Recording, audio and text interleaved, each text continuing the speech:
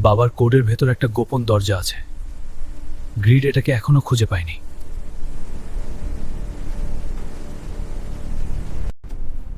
আমাদের সময় শেষ হয়ে আসছে আরিয়ান।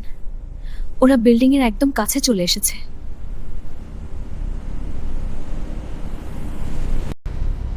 আমাদের ভেতরে ঢুকতে হবে।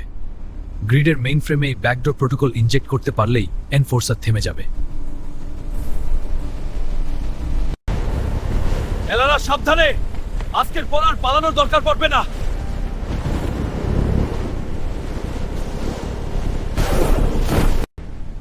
সিস্টেমের ভুল শুধরানোর ক্ষমতা তোমার নেই আরিয়ান।